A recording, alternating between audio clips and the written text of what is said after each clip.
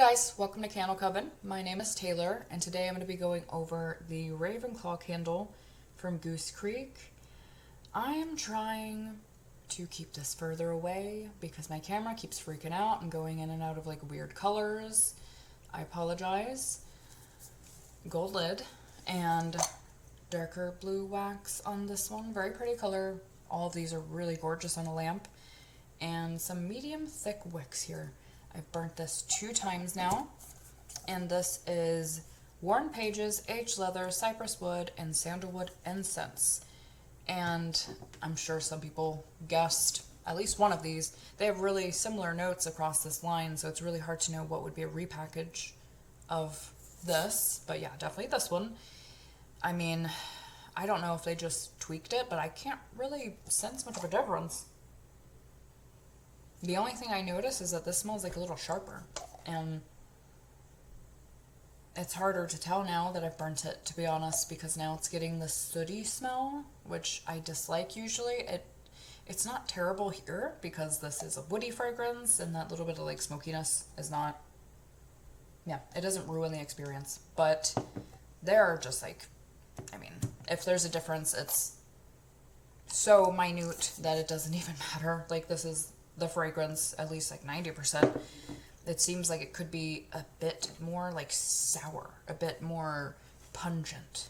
Yeah, if you're not familiar with this fragrance, to me it's just like very heavy sandalwood, santal, cedarwood. I just get a ton of wood. It's a lot of wood. I've never gotten the book thing really. I think for me it's just, this is such a similar fragrance to Le Labo Santal 33. It's very similar to that. Yeah, it's super similar, and that is just Santal, sandalwood.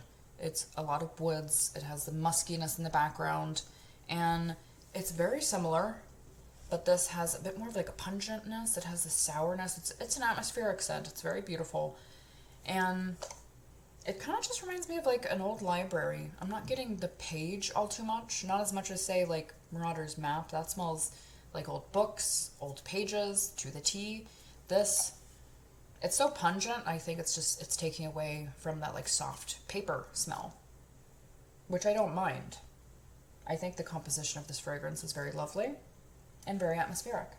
It reminds me of like an old vintage shop, bookstore, anything to that degree. I get like old dusty shelving, and it has quite a like peppery, like musky bite to it. Quite a bit of musk here. And see, it's not perfumey. It's not like perfume base typical department store.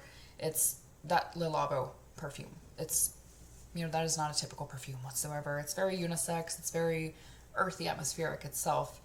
So it is not like a typical like perfume musk. It's a woodsy musk.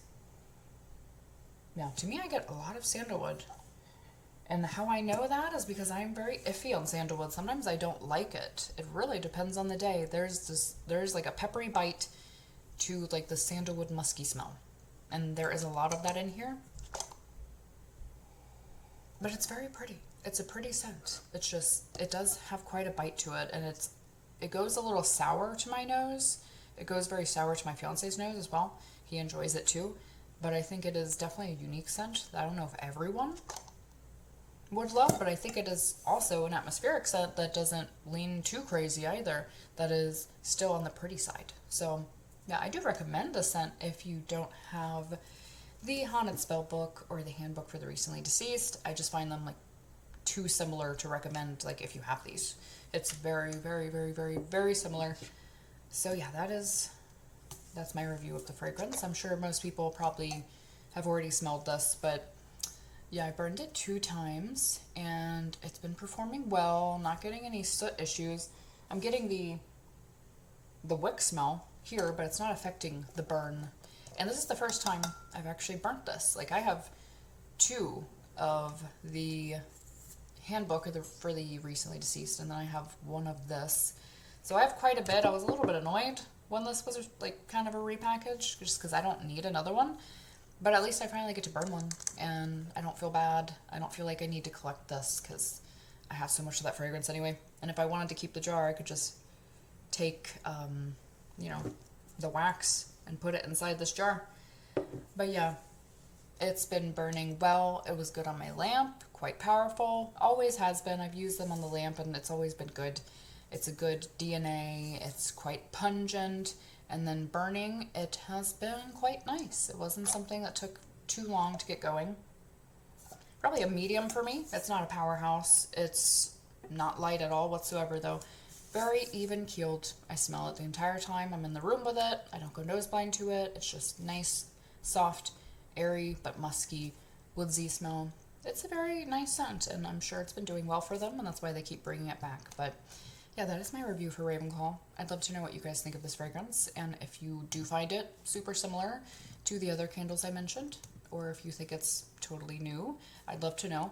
And thank you guys for watching. Don't forget to like and subscribe, and I will see you guys next time. Blessed be.